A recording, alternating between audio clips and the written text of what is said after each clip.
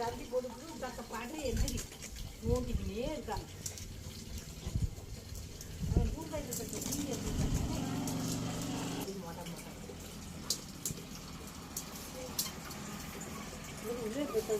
போட்டா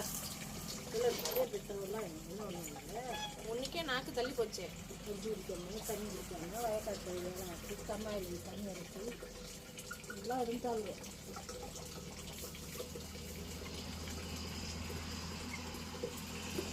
இந்த வாலி ஒன்று என்னதையும் வந்துச்சு, என் வீட்டுக்கு உடப்பு போட்டாங்க.